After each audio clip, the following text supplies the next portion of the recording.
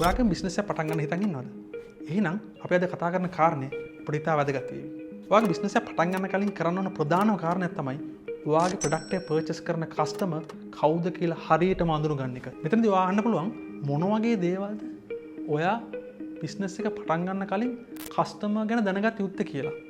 අපිට අනුව ඔයාගේ කස්ටමර් ගැන ප්‍රධාන දේවල් 4ක් ඔබ දැනගත යුතුයි. පළවෙනි දේ ඔයාගේ ප්‍රොඩක්ට් එක යූස් කරන කස්ටමර් සෙග්මන්ට් එකේ වයස.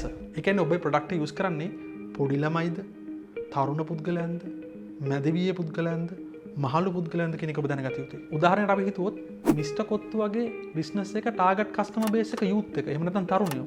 හේතුව පොඩි ළමයි කොත්තු කන්නේ නැහැ. ඒ වගේම මැදවියේ සහ මහලුවියේ මිනිස්සු කොත්තු කන ප්‍රතිශතය අඩුයි. හේතුව කොත්තු කියන්නේ පාන් පිටි වලින් හදන දෙයක්. ඒ නිසා දියවැඩියාවට බලපාන්න පුළුවන්. ඒක නිසා මැදිවියේ සහ මහලුවියේ සින්න පුද්ගලයන් මේ කොත්තු කන්නේ සම්භාවිතාව අඩුයි. ඒ කියන්නේ මිස්ටර් කොත්තු එකේ මේන් කස්ටමර් බේස් එක යූත් එක නිසා අපි කලින් කියපු විදිහට ටීවී රේඩියෝ ඇඩ්වර්ටයිස්මන්ට් දාලා වැඩක් නැහැ. යූත් එක වැඩිපුරම ඉන්නේ සෝෂල් මීඩියා වල. ඒතර ඇඩ්වර්ටයිස්මන්ට්ස් දාන්න ඕන සෝෂල් මීඩියා වල. ඔබ ඔබේ කස්ටමර් ගැන දැනගත යුතු දෙවෙනි කාරණය.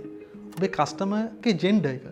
ස්ත්‍රී පුරුෂ භාවය. උදාහරණයකට අපි කලින් උදාහරණ ගත්තා නම් 80%ක් 90ක් කන්නේ පිරිමි පාර්ශවය. ගෑනු පාර්ශවයේ කොත්තු කෑමේ සම්භාවිතාව අඩුයි. ඒතකොට මිස්ටර් කොත්තු දැනගෙන ඉන්න ඕන තමන්ගේ ප්‍රොඩක්ට් එක කන්සියුම් කරන්න 90ක් පිරිමි කියන කාරණේ. එතකොට සෝෂල් මීඩියා වල ඇඩ්වර්ටයිසින් කරනකොට අපි දන්නවා කස්ටමයිස් කරන්න පුළුවන් කියන කාරණේ. එතකොට මේ කස්ටමයිස් කරනකොට මේ පිරිමි පාර්ශවයට කස්ටමයිස් කරන එක තමයි හොඳම දේ. එහෙම නැත්නම් මේ පාර්ශව දෙකටම ගෑනු සහ පිරිමි පාර්ශව දෙකටම තමන්ගේ ඇඩ් එක කස්ටමයිස් කරොත් ඔබගේ මාකටිං බජට් එක අපතේ යන්න පුළුවන්. කියන්නේ මිස්ටර් කොත්තුගේ මාකටිං බජට් එක අපතේ යන්න පුළුවන්.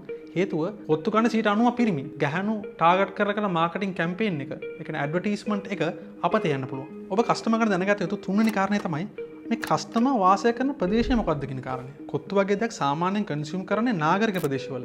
අපි දන්නවා ගම්වල, ග්‍රාමීය ප්‍රදේශවල සාමාන්‍යයෙන් රෙස්ටෝරන්ට් වල කන සම්භාවිතාවය අඩුයි. මේ වාසය කරන ප්‍රදේශය දැනගැනීමේ වැදගත්කම තමයි. ඒතකොට මිස්ටර් කොත්තු අවුට්ලට්ස් ගම්වල ගිහිල්ලා සෙටප් කරාට වැඩක් නැහැ. ඒ මොකද ඒගොල්ලන් කස්ටමර් බේස් එක එතන නැහැ. ඔයා සෙටප් කරන්න ඕන නාගරිකව. ඔබ ඔබේ කස්ටමර් ගැන දැනගත යුතු හතරවෙනි කාරණය තමයි ඔබේ කස්ටමර් ගේ ඉන්කම් ලෙවල් එක මොකක්ද කියන කාරණය. සාමාන්‍ය ලෝකයේ මේ ඉන්කම් ලෙවල්ස් පහක් තියෙනවා. ඒ කියන්නේ lower level, lower middle level, middle level, upper middle level සහ rich level විදියට. ඔබේ ප්‍රොඩක්ට් එක මේ කැටගරි වලින් මොන කැටගරි එකකට අයිති පුද්ගලයන් යූස් කරනවයි කියන එක ඔබ දැනගත යුතුයි. එතකොට ඔබ ඒ කැටගරි එකට අදාළ පුද්ගලයන් ඉන්න තැනට ගිහිල්ලා ඔබට ඔබේ අවුට්ලට්ස් අරින්න පුළුවන්. ඔයාගේ බිස්නස් එකේ කස්ටමර් ගැන දැන් අපි කතා කරපු දේවල් 4 දන්නවද කියලා පොඩ්ඩක් හිතලා බලන්න කියලා අපි ඔබට යෝජනා කරනවා.